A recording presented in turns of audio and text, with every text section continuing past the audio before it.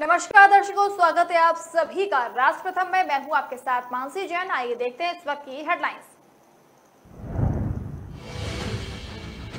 राजस्थान संकट पर आज दिल्ली में मंथन, सोनिया गांधी को विस्तृत रिपोर्ट सौंपेंगे माकन, खड़गे गहलोत गुट पर बड़ा एक्शन संभव। शांति धारीवाल से खास बातचीत में संसदीय मंत्री हूं में विधायक खुद सीएमआर की बैठक से पहले मेरे पास आए, हमने अनुशासन नहीं तोड़ा। गहलोत को कांग्रेस अध्यक्ष बनने पर ग्रहण, जयपुर में माकन ने नहीं की बात, हाईकमान की नाराजगी से कराया अवगत। जयपुर में आज 4 घंटे बिजली कटौती, नवरात्रि में दिवाली मेंटेनेंस वर्क, सुबह 10 से 2, दोपहर 2 से 6 बजे पावर कट। गौवंश के बाद लंपी स्किन बीमारी फैली, हिरण में कातरला रेस्क्यू सेंटर में 25 हिरण की मौत, 7 बीमारी से हैं ग्रसित। राजस्थान कांग्रेस में सीएम कुर्सी को लेकर 2 दिनों से मचे घमासान को हाईकमान ने गंभीरता से लिया है। जयपुर में कांग्रेस विधायक दल की बैठक के बहिष्कार के बाद हुए घटनाक्रम को अनुशासनहीनता माना गया। कांग्रेस की कार्यकारी चेयरपर्सन सोनिया गांधी ने पूरे घटनाक्रम पर नाराजगी जताई। इधर सोनिया गांधी निवास पर 10 जनपद पर मंगलवार सुबह 11 बजे के बाद से ही पार्टी के बड़े नेता पहुंचने लगे हैं। इसमें अंबिका सोनी, गिरिराज व्यास, राजीव शुक्ला जैसे नेता शामिल हैं। ऑब्जर्वर बनकर जयपुर आए मल्लिकार्जुन खड़गे और अजय माकन आज अपनी विस्तृत रिपोर्ट सौंपेंगे। इस पर रिपोर्ट पर सोनिया गांधी बैठक करेंगी। माना जा रहा है कि राजस्थान संकट को लेकर आज बड़ा एक्शन लिया जा सकता है। इससे पहले सोमवार शाम को सोनिया गांधी के आदेश के बाद अजय माकन और मल्लिकार्जुन खड़गे ने पूरे घटनाक्रम पर लिखित रिपोर्ट तैयार की है। इस रिपोर्ट में मुख्यमंत्री अशोक गहलोत और उनके खेमे के 3 मंत्रियों और कुछ विधायकों की भूमिका पर सवाल उठाए गए हैं। संसदीय कार्य मंत्री शांति धारीवाल और सरकारी मुख्य सचेतक और जलदाय मंत्री महेश जोशी के खिलाफ कार्रवाई की सिफारिश की गई।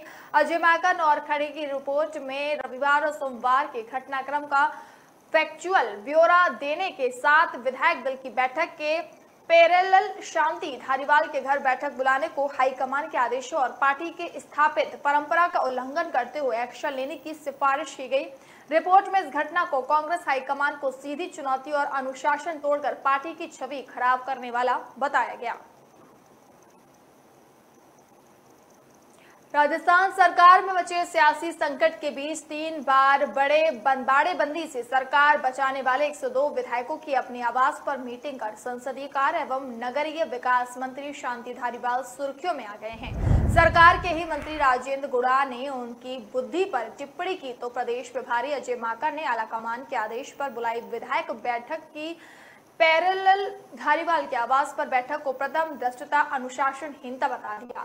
इन सब विवादों को लेकर सबसे वरिष्ठ मंत्री शांति धारीवाल से बातचीत, गहलोत के करीबी मंत्री ने फिर पूछा कौन कर रहा है बदलाव, यहाँ जो कुछ है गहलोत ही है। हमने 50 साल से आलाकमान का आदेश माना है और आगे भी मानेंगे।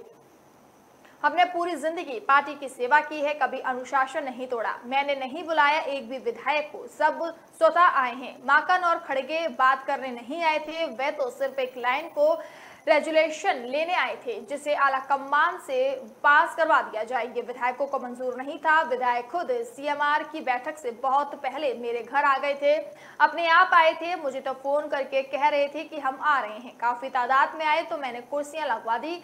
मैं संसदीय कार्य मंत्री हूं, इसीलिए सारे विधायक मेरे पास आए हैं। उनमें नाराजगी है कि एक लाइन का प्रस्ताव क्यों मांगा जा रहा है। सभी विधायकों की बात सुनी जानी चाहिए, उनकी नहीं सुनी गई, इसलिए नाराज थे। बैठक चलते चलते 7 से 8 बज गए। राजस्थान में सचिन पायलट को मुख्यमंत्री बनाने के खिलाफ अशोक गहलोत समर्थक विधायकों के खुले विद्रोह के बाद गहलोत को कांग्रेस अध्यक्ष बनाने की पार्टी हाईकमान की तैयारियों पर ग्रहण लग गया है। विधायकों के विद्रोह तेवरों के चलते पायलट की राह फिलहाल जरूर बाधित हुई है, मगर इस घटनाक्रम से गहलोत के कांग्रेस अध्यक्ष बनने की संभावनाओं पर संशय के बदलाव गहरा गए हैं। इस विकट संकट में मद्देनजर जयपुर से दिल्ली तक मैराथन बैठकों का दौर चल रहा है और इस बात के भी संकेत मिल रहे हैं कि कांग्रेस हाईकमान अध्यक्ष पद के लिए गहलोत से इतर विकल्पों पर भी विचार मंथन कर रहा है। हालांकि विधायकों के हाईकमान का आदेश नहीं मानने की अनुशासनहीनता के बावजूद नेतृत्व ने संयम बरतने की रणनीति अपनाने का संकेत दिया और इसके अनुसार कांग्रेस अध्यक्ष पद के लिए नामांकन की प्रक्रिया के लिए कहा।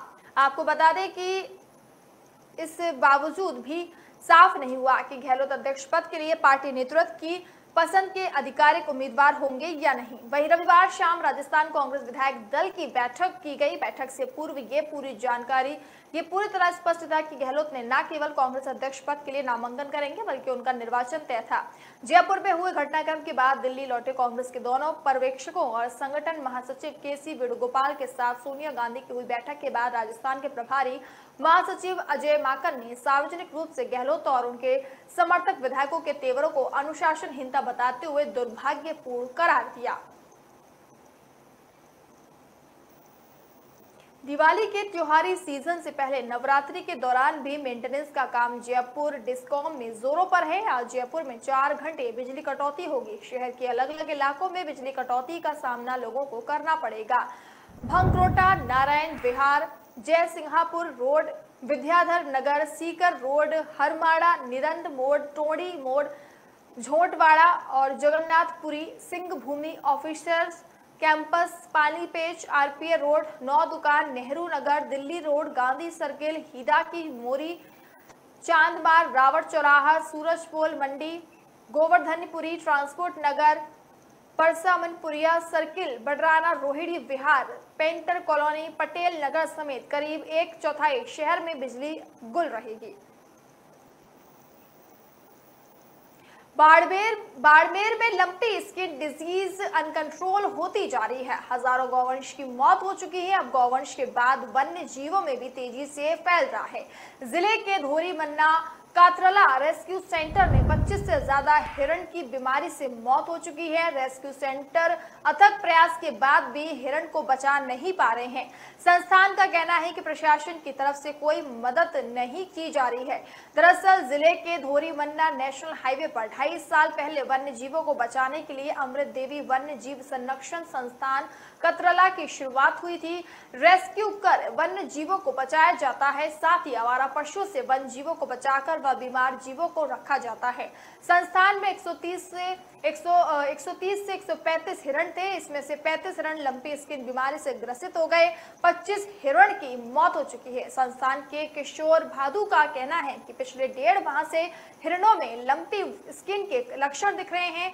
हमारे रेस्क्यू सेंटर में 130 से 135 हिरण थे, जिसमें से 30 से 40 हिरणों को लंपी के लक्षण पाए गए हैं। अब तक 1 माह में 25 हिरणों की मौत हो चुकी है। 7 से 8 हिरण अभी भी लंपी से ग्रसित हैं। पैरों में सूजन के बाद कीड़े पड़ना, आंखों व शरीर पर गांठें बनना, फूटना, नाक में पानी बहना सहित कई लक्षण हैं। संस्थान में वर्तमान में 110 के आसपास हिरण बचे हैं। हिरण के अलावा संस्थान में कबूतर, नीलगाय, खरगोश, मोर भी है। यह वर्तमान में 7 हिरण लंपी स्किन की बीमारी से ग्रसित हैं। इलाज के लिए प्रशासन की ओर से कोई व्यवस्था नहीं की गई है। रेस्क्यू संस्थान के लोग अपने स्तर पर हिरणों का इलाज करवा रहे हैं। हिरण में भी लंपी स्किन बीमारी का लक्षण गौवंश जैसे ही है। पैरों में सूजन, शरीर पर गांठें, आंखों के नीचे गांठ, कीड़े पड़ना, नाक में पानी बहना या हिरण में लक्षण देखने को मिल रहे हैं। ग्रामीण इलाकों में घूम रहे हिरण भी इस बीमारी से ग्रसित हो चुके हैं।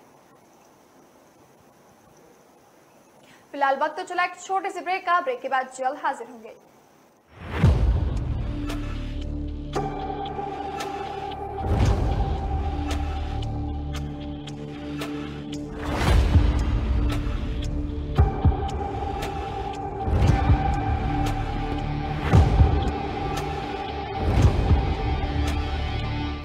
दिल का परिंदा उड़ चला, अंदाज अपना मन चला, खुद की तो सुन ले, जी भर के जी ले, रुक जाना तू अब ठहर।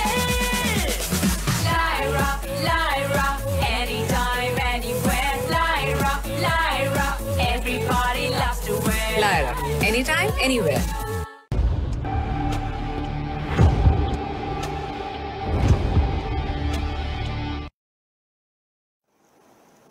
नमस्कार दर्शकों, स्वागत है आप सभी का ब्रेक के बाद।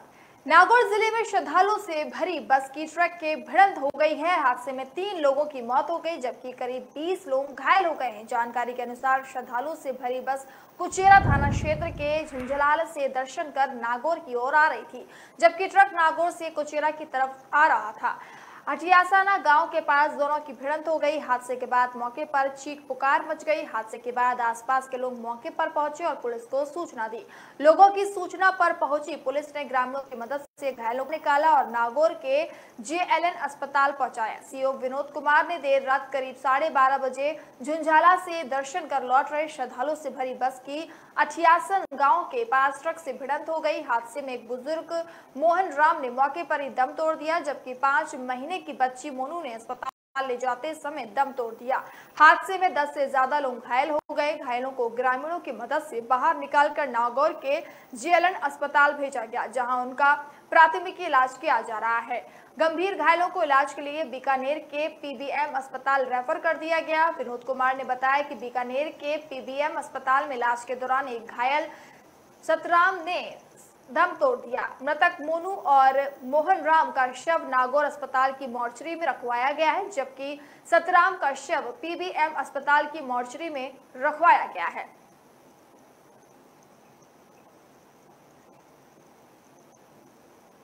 अजमेर में प्राइवेट कंपनी में जॉब लगवाने के नाम पर युवाओं से हजारों रुपए की धोखाधड़ी करने के मामले में पुलिस को कामयाबी हाथ लग गई है।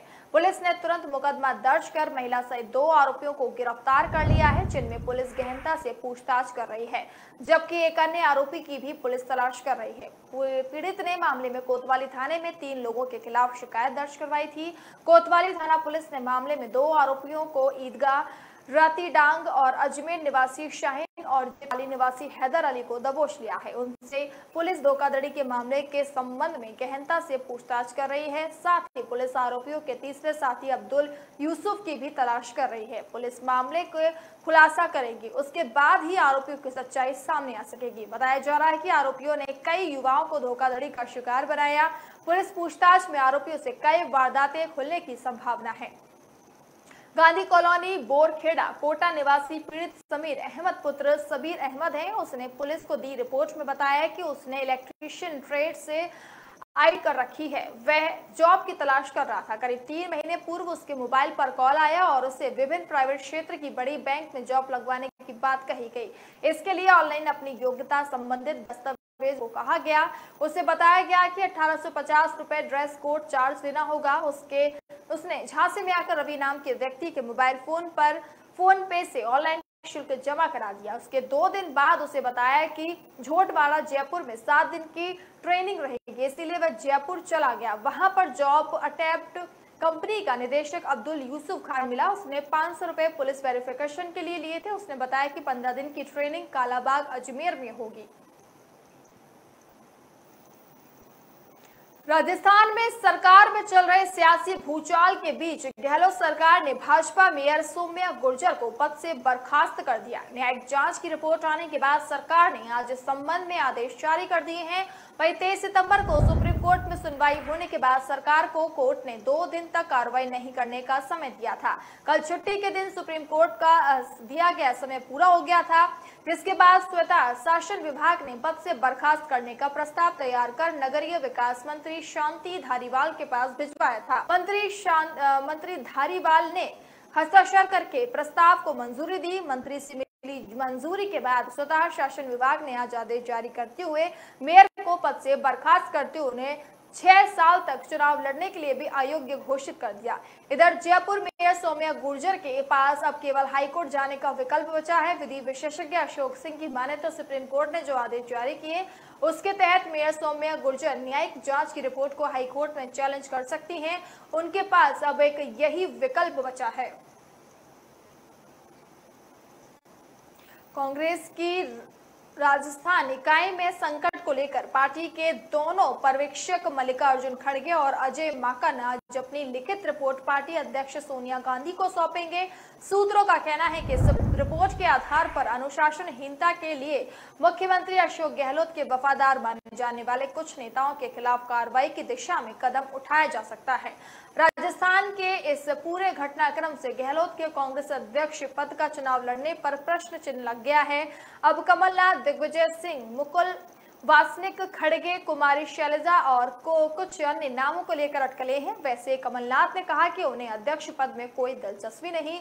जयपुर में विधायक दल की बैठक नहीं हो पाने और मुख्यमंत्री अशोक गहलोत के समर्थक विधायकों के वस्तुत्व भागी रुख अपनाने के बाद खड़गे और माकन सोमवार को दिल्ली लौटे और कांग्रेस अध्यक्ष के आवास 10 जनपद पहुंचकर सोनिया गांधी से मुलाकात की थी।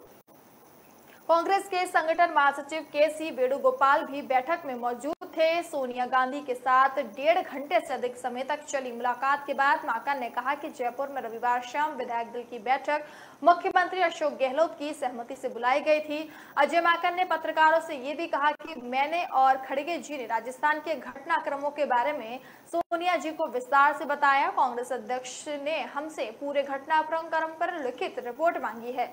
आज रात या कल सुबह तक हम ये रिपोर्ट दे देंगे।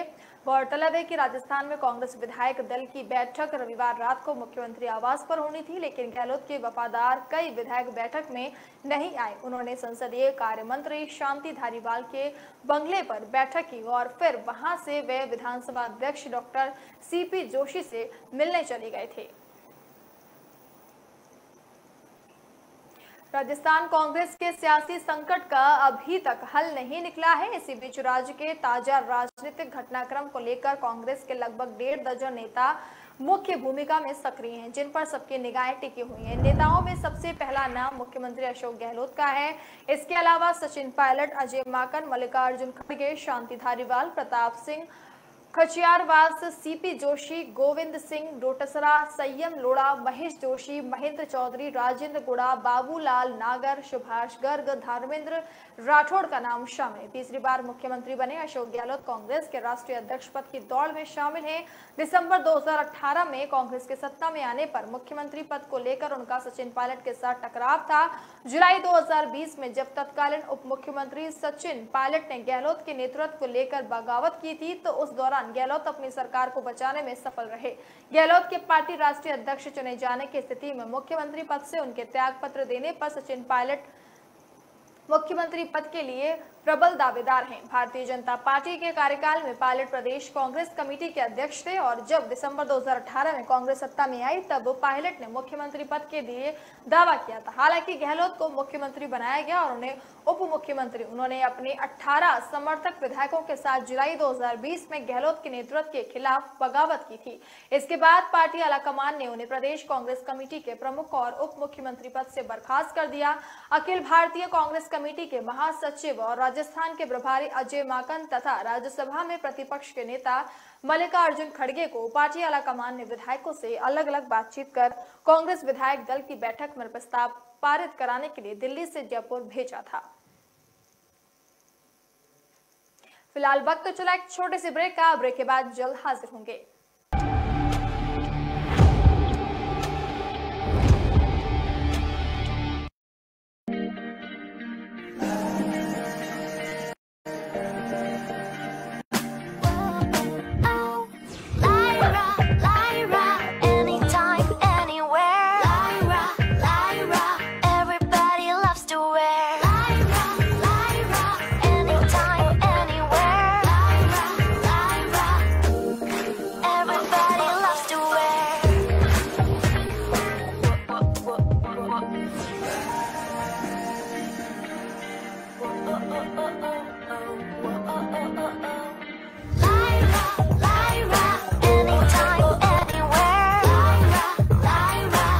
My life, my Lyra.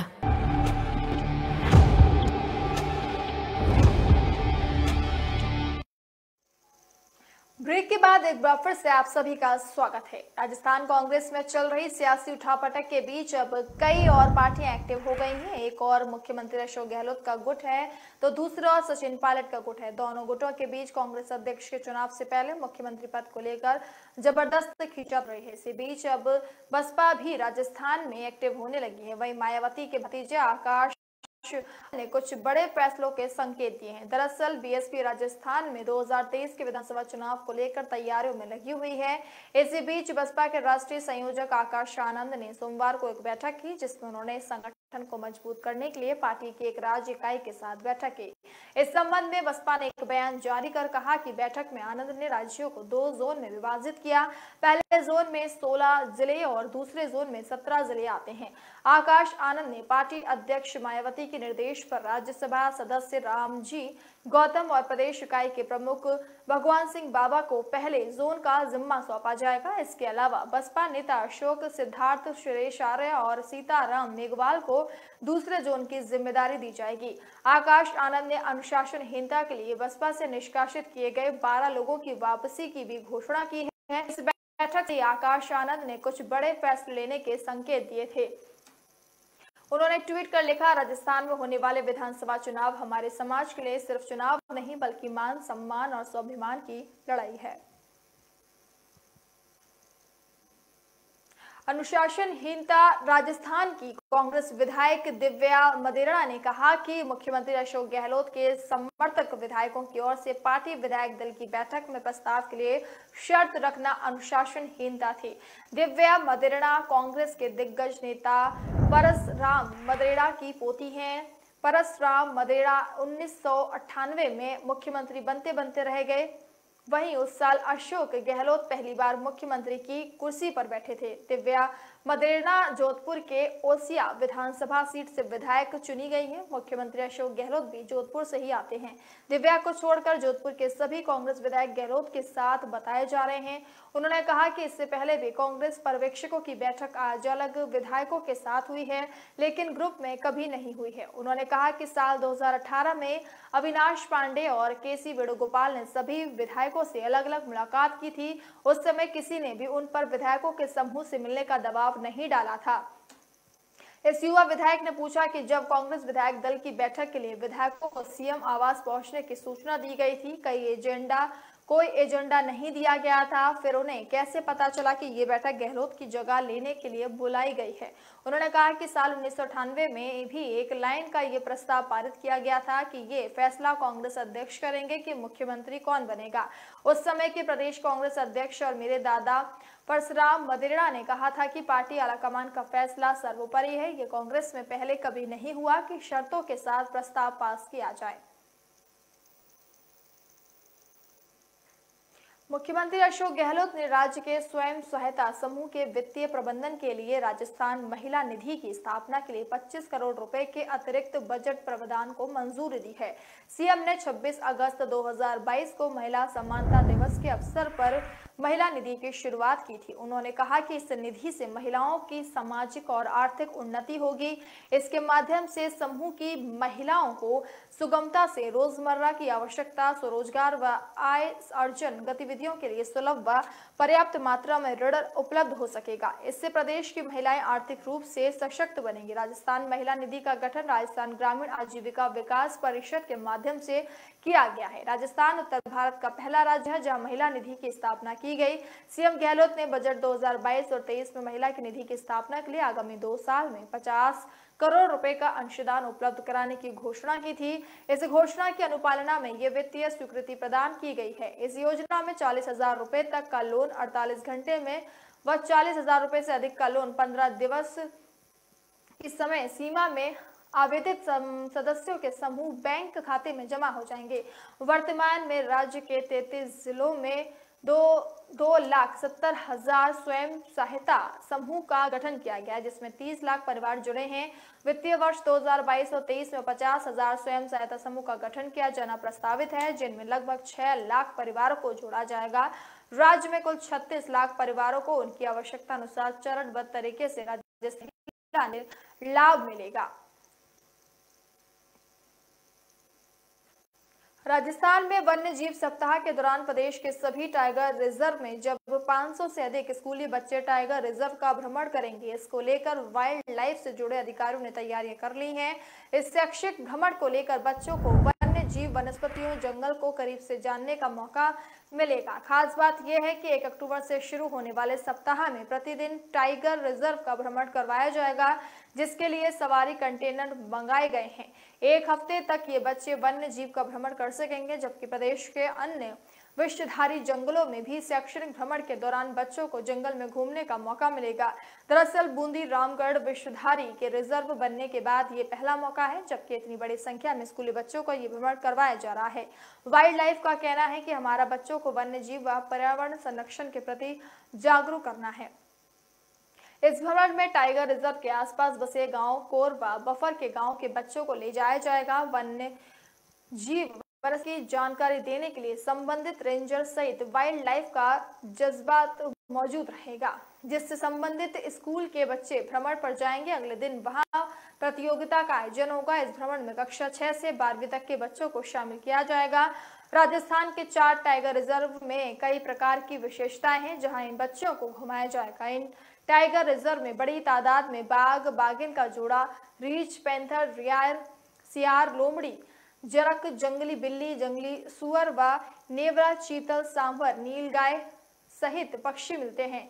वनस्पति की दृष्टि से भी इन जंगलों का कोई जवाब नहीं। इसके अलावा खेर, जामुन, सालर, बड़, पीपल, गुलर सहित विभिन्न प्रकार की वनस्पतियां पाई जाती हैं। राजस्थान के उदयपुर समेत कई जिलों में घंगोर महोत्सव घर घर धूमधाम से मनाया जा रहा है। गणगौर महोत्सव संयुक्त राष्ट्र की एक प्रमुख एजेंसी यूनेस्को की सांस्कृतिक विरासत सूची में शामिल होने जा रहा है। यूनेस्को की टीम ने सांस्कृतिक विरासत की सूची में शामिल करने के लिए प्रस्ताव भी मांग लिया है। उदयपुर में हुई यूनेस्को की इंटेजिबल कल्चर हेरिटेज कॉन्फ्रेंस में पर्यटन विभाग की उप निदेशक शिखा सक्सेना ने घंगोर महोत्सव का प्रेजेंटेशन दिया। यूनेस्को की टीम ने महोत्सव के प्रेजेंटेशन से प्रभावित होकर खुद प्रस्ताव मांग लिया। इंटेजिबल कल्चर हेरिटेज कॉन्फ्रेंस में भारत सहित बांग्लादेश, भूटान, मालदीव, नेपाल, श्रीलंका के प्रतिनिधि शामिल हुए। उपनिदेशक शिखा सक्सेना ने प्रेजेंटेशन में बताया कि उदयपुर, नाथद्वार, राजसमंद और जयपुर में हर साल घंगोर महोत्सव धूमधाम से मनाया जाता है। उन्होंने बताया कि बंगाल के दुर्गा पूजा उत्सव की तरह गणगौर महोत्सव में भी उत्साह होता है। दुर्गा पूजा उत्सव को पिछले साल ही यूनेस्को ने अमृत विरासत सूची में शामिल किया था। उन्होंने बताया कि देश की रामलीला वैदिक मंत्रों के पाठ की परंपरा, केरल का कड़ियंटम, उत्तराखंड का रमाड़ त्योहार, केरल का मुड़ीडेहू और राजस्थान का काल बेलिया बौद्ध धर्म ग्रंथों के पाठ की परंपरा, मणिपुर के संकीर्तन, पंजाब का ठटेरा धातु, हस्तशिल्प, योग, नवरोज, कुंभ मेला और बंगाल का दुर्गा पूजा शामिल है। घंगोर पर्व होली के 15 दिन बाद आता है। अखंड सौभाग्य के लिए कुमारी लड़कियां और सुहागिन महिलाएं घर घर में घंगोर यानी कि शिव पार्वती की पूजा करती हैं।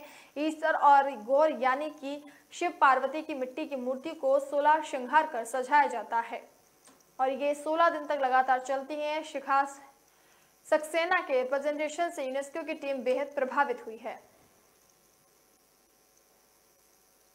फिलहाल इस बुलेटिन में इतना ही। अब मुझे दीजिए इजाजत। नमस्कार।